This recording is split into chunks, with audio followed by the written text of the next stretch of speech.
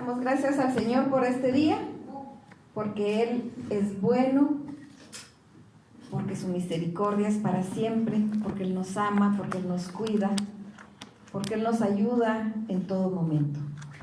El tema del mensaje del día de hoy es: estamos seguros en sus brazos.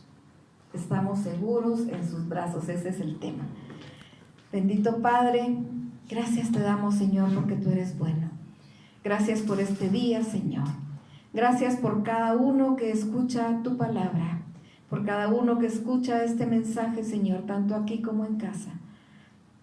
Te pedimos, Señor, que tú toques corazones. En tu nombre vamos a abrir tu palabra, para que seas tú quien le envíes y hagas que haga todo aquello para lo cual tú le envías. Gracias, Señor, por tu amor. En el nombre de Cristo Jesús. Amén.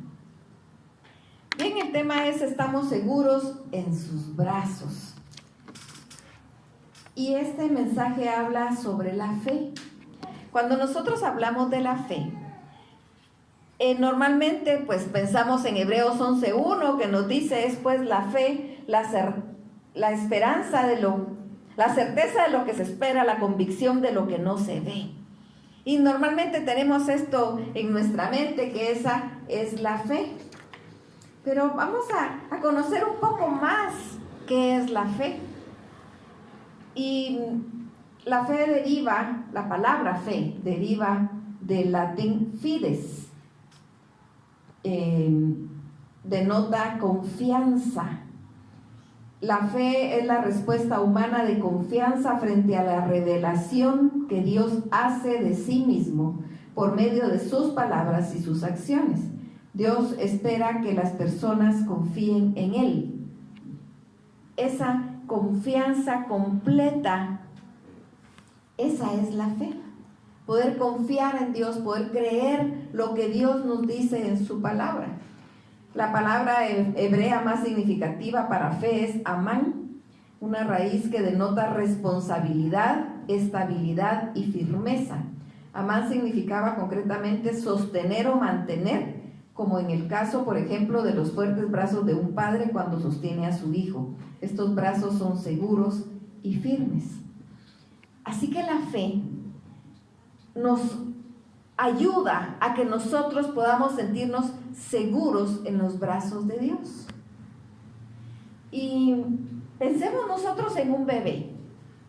Aquí está la nena y ella está en los brazos de su papito o de su mamita. Ella no está pensando: ¿y si me botan? ¿Y si de repente pues se les ocurre abrir los brazos y me caigo? ¿O si van caminando y me pasa lastimando? No, ella en los brazos de sus padres se siente segura. Como todo niño en los brazos de su padre está seguro. Y cuando los niños ya son un poquito más grandecitos y de repente miran a alguien que se acerca, van corriendo a esconderse atrás de su papá o atrás de su mamá, porque ahí se sienten seguros. Ese es su lugar seguro. Y a eso precisamente es a lo que se refiere esta palabra en hebreo amán, que nos habla de la fe. Y así tiene que ser la fe. Ahora, ¿qué hace un padre cuando el niño está haciendo algo que no está bien? Le dice: no, eso no se hace. ¿Qué hace un padre? Digamos, los bebés se acostumbran mucho porque ellos están empezando a conocer sus extremidades y sus movimientos, a ver que ellos tienen acción sobre sus manitas, digamos.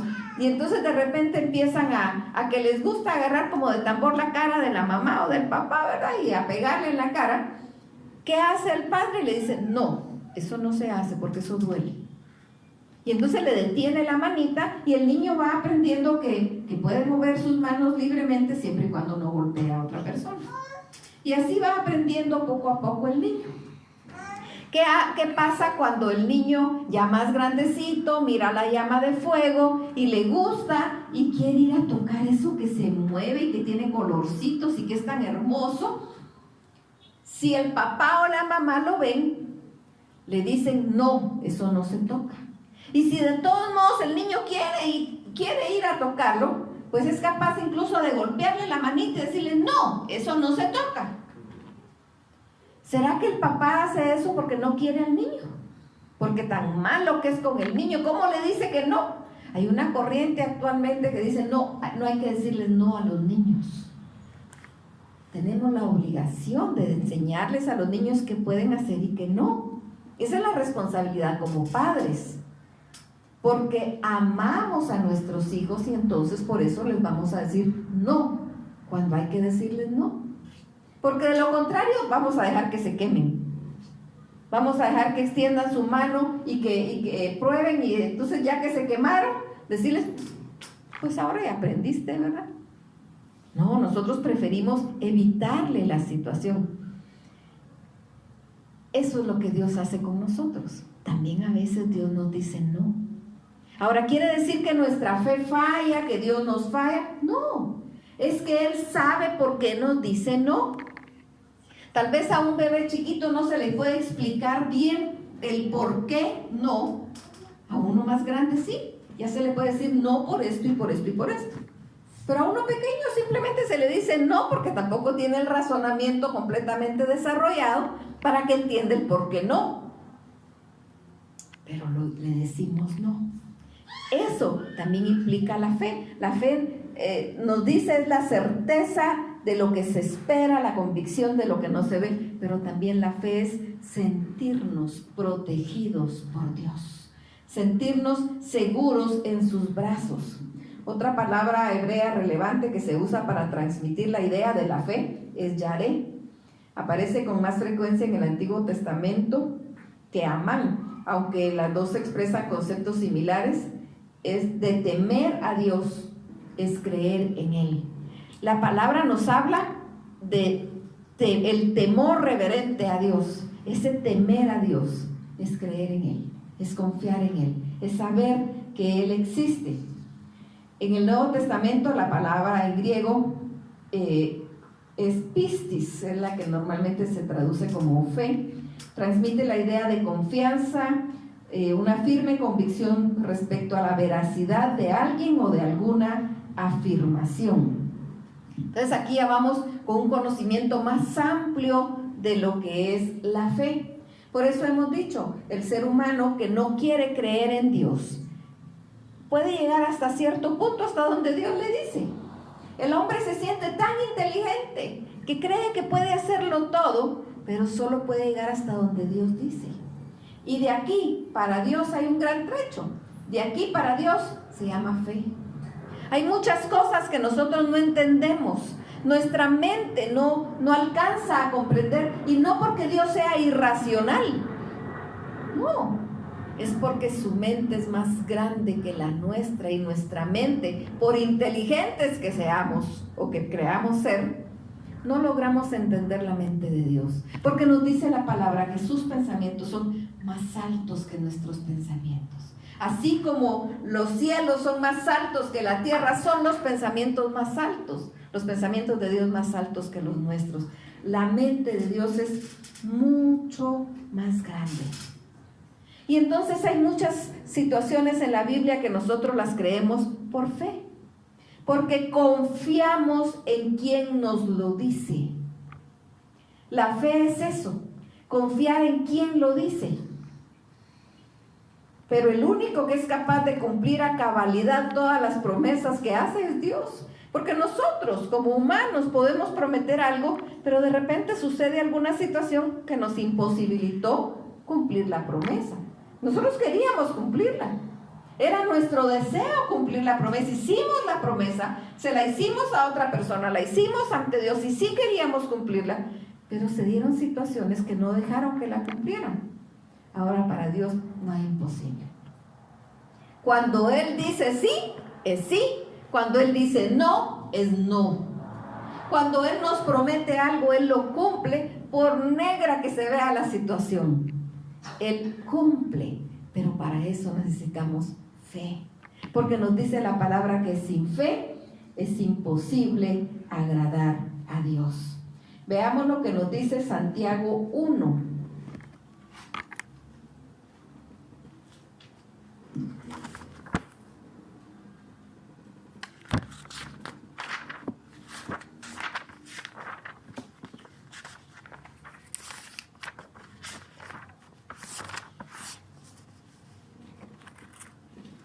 o no quiere?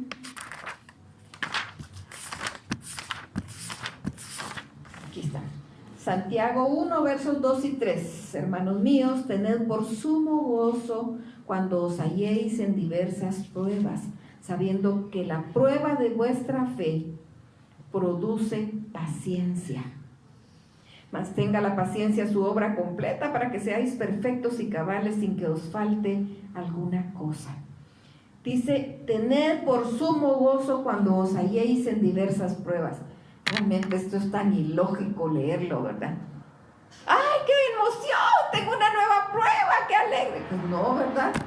Nadie va a estar emocionado porque viene una prueba, porque las pruebas son difíciles.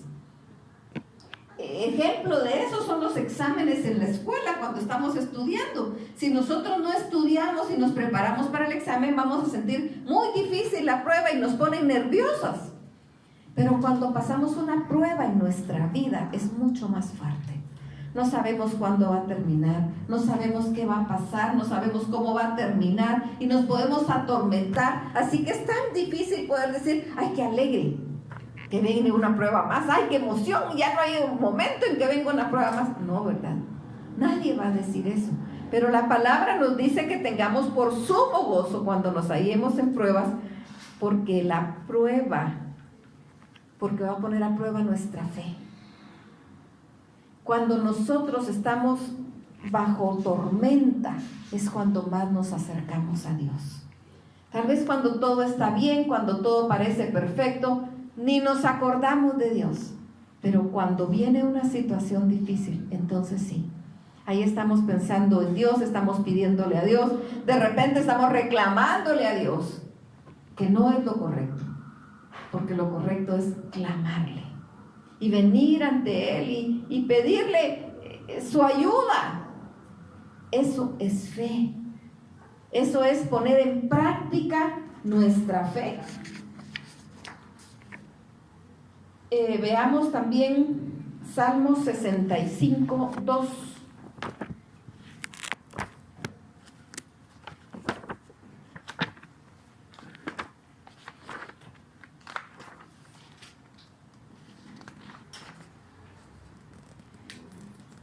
Las iniquidades prevalecen contra mí, mas nuestras rebeliones tú las perdonarás. Tenemos que estar seguros que Dios escucha nuestra oración y que Él es quien perdona todas nuestras iniquidades. Y eso es por fe. No es porque Él tenga la obligación de perdonarnos, porque para perdonarnos necesitamos venir al arrepentimiento. Y ya hemos platicado sobre el arrepentimiento. Es necesario que nosotros vengamos a Él a confesar nuestro pecado, para que Él nos limpie de todo pecado. Porque el pecado, cuando no lo confesamos, se va uniendo con otros pecados y después se convierte en una gran carga. Así que la fe nos ayuda en esa relación con Dios para poder confesar nuestro pecado.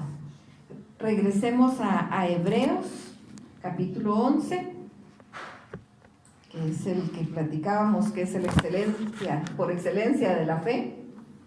Pero vamos a irnos al verso 6. Pero sin fe es imposible agradar a Dios, porque es necesario que el que se acerca a Dios crea que le hay y que es galardonador de los que le buscan. No podemos agradar a Dios sin fe, porque sin fe ni siquiera podemos creer que Dios existe. Entonces, ¿cómo vamos a poderlo agradar a quien no creemos que exista? Para que nosotros podamos creer que Dios existe, necesitamos fe, porque no lo vemos. Porque Dios es invisible, porque Él no es un ser humano de carne y hueso como nosotros, o como cuando Jesucristo se encarnó, y ni aún así le creyeron. Él es invisible, pero nos dice la palabra en Romanos 1, que todo lo que es imposible de Dios, su eterno poder y deidad, se hace claramente visible en su creación. Y entonces podemos ver la maravilla en una hoja. Si nosotros arrancamos la hoja de un árbol y llevamos un pedacito de esa hoja al microscopio y nos podemos analizar las células y todo lo complejo de la biología de una pequeña hoja, eso nos habla que el Dios creador de todo cuanto existe es maravilloso y es todopoderoso. Y si eso es una hoja, ¿cómo es nuestro cuerpo? Nuestro organismo es tan complicado, tiene tantas cosas que solo Dios lo pudo hacer. No puede venir como creen muchos científicos, que como hemos dicho, dice la palabra en Romanos 1, que creyéndose inteligentes se hacen tontos. Se creen tan inteligentes que creen que todo lo complejo de nuestro organismo es producto de la casualidad y no de un ser inteligente que creó todo cuanto existe, incluyéndonos a nosotros. ¿Por qué podemos sostener esto? Por fe. ¿Por qué podemos saber que Jesucristo vino siendo Dios y siendo hombre, se encarnó como ser humano? ¿Por qué lo podemos creer y predicar? Porque de su encarnación, de su muerte en la cruz del Calvario, de su resurrección, de ahí está aferrada nuestra fe, y esas son las buenas nuevas del Evangelio. De que Cristo vino, murió y resucitó. Esas son las buenas nuevas del Evangelio. ¿Por qué lo creemos? Por fe. Porque sin fe es imposible agradar a Dios. No hay otra manera de poder agradar a Dios, porque si no, no creemos en Él. Veamos lo que nos dice Marcos 11:24.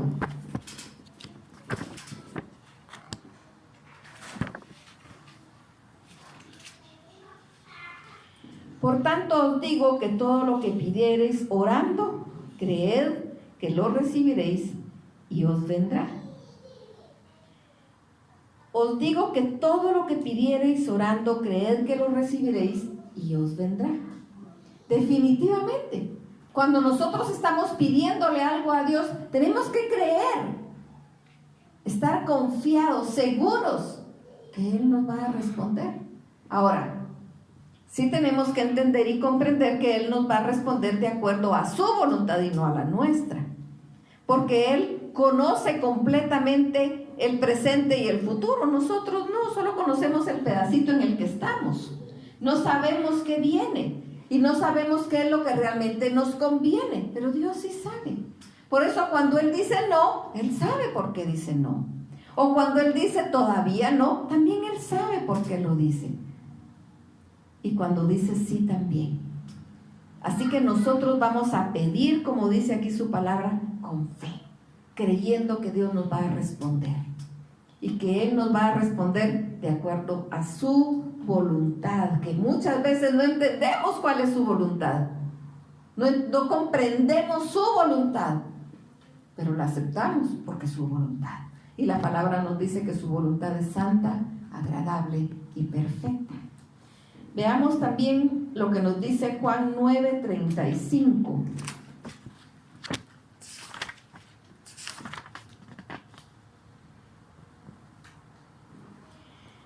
Oyó Jesús que le habían expulsado y hallándole le dijo: ¿crees tú en el Hijo de Dios?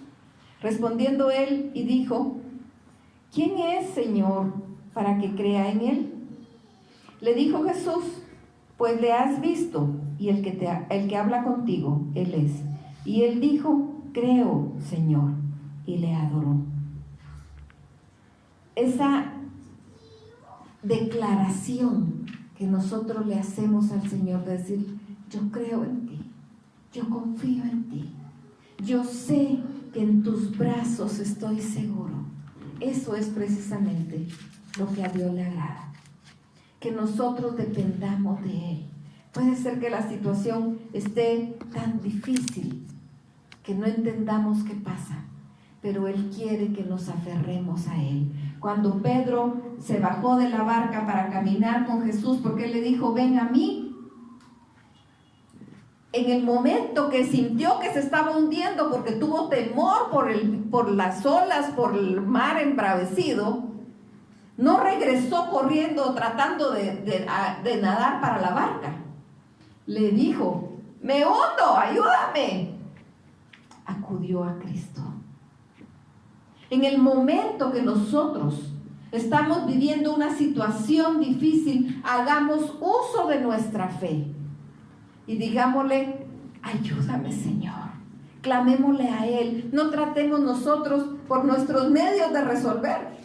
Por supuesto tenemos que ser diligentes y hacer lo correcto, pero pedirle a Dios su sabiduría, venir ante Él. Es a Él a quien tenemos que pedirle auxilio.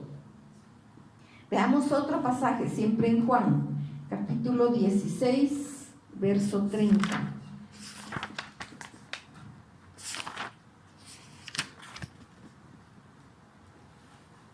Ahora entendemos que sabes todas las cosas y no necesitas que nadie te pregunte. Por esto creemos que has salido de Dios. Veamos desde el 25 para que comprendamos un poco este contexto. Estas cosas os he hablado son palabras de Jesucristo. Estas cosas os he hablado en alegorías. La hora viene cuando ya no os hablaré por alegorías, sino que claramente os anunciaré acerca del Padre.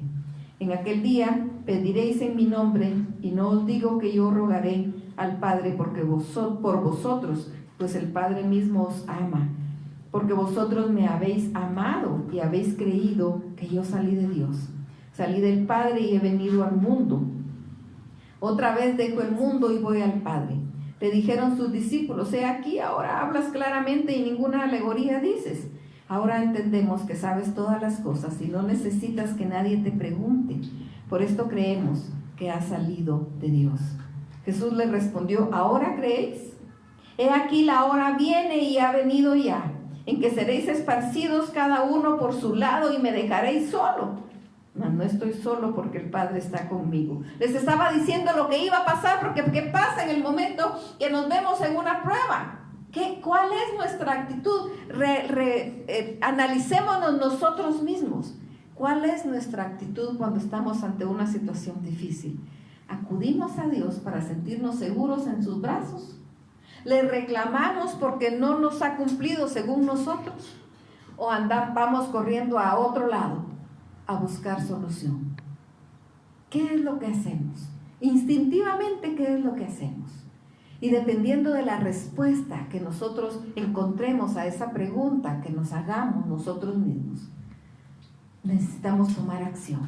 Si lo primero que hacemos es buscar en cualquier otro lado, necesitamos regresar a Dios, venir ante Él y pedirle a Él. Si lo que hacemos es culpar a Dios del problema, necesitamos pedirle perdón por algo más, por culparlo de lo que Él no tiene la culpa, y venir ante Él y pedirle su ayuda.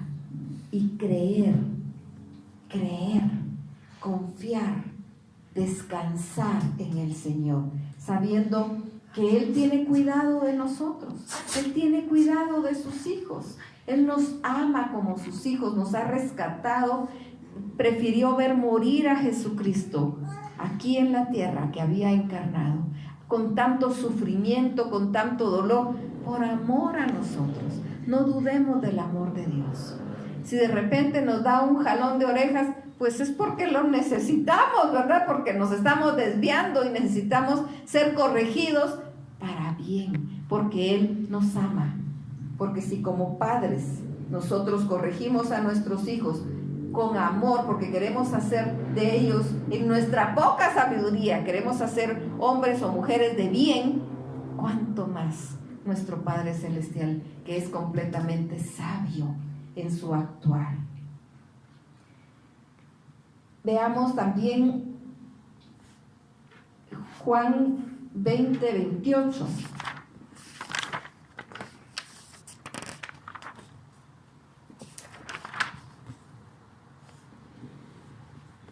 Entonces Tomás respondió y le dijo: Señor mío y Dios mío.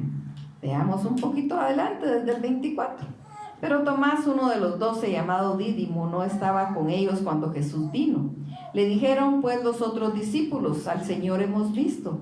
Y él les dijo: si no viera en sus manos la señal de los clavos, si metiere mi dedo en el lugar de los clavos, si metiere mi mano en su costado, no creeré. 8 días después estaban otra vez sus discípulos dentro y con ellos Tomás. Llegó Jesús estando las puertas cerradas y se puso en medio y les dijo: paz a vosotros. Luego Tomás le dijo: pon aquí tu dedo y mira mis manos, y acerca tu mano y métela en mi costado, y no seas incrédulo sino creyente. Entonces Tomás respondió y le dijo: Señor mío y Dios mío. Jesús le dijo: porque me has visto, Tomás, creíste. Bienaventurados los que no vieron y creyeron. Él dijo: es que yo no puedo creer que haya resucitado. Si yo vi cómo lo agarraron, yo vi cómo murió, yo lo vi desangrarse. Es que no es lógico pues que ahora él esté vivo, eso no es lógico. Así que si yo no constato realmente, fehacientemente que están las heridas en sus manos, en sus pies, en su costado, yo no voy a creer que es el mismo, no voy a creer que él se levantó. Nadie tuvo que irle a decir a Jesús lo que Tomás había dicho. Él al verlo le dijo: aquí están mis manos, aquí está mi costado, puedes meter tu mano como tú dijiste. Aquí están las heridas, porque soy yo. Y entonces él dice: ahora creo, porque me viste. Bienaventurados los que no vieron y creyeron. Y esos somos nosotros, porque no lo vimos. Nosotros no lo vimos en la cruz del Calvario. Nosotros no lo vimos levantarse de la tumba, pero creemos. Sabemos y confesamos que Jesucristo vino y encarnó como ser humano, que murió en la cruz del Calvario, que resucitó, que venció la muerte con poder y con gloria para darnos vida y vida en abundancia. Lo creemos, lo confesamos y confiamos que eso es así, porque su palabra así lo dice. Eso es fe. Eso es fe. Necesitamos llenarnos de su fe. Y veamos un pasaje más, Romanos 10:17.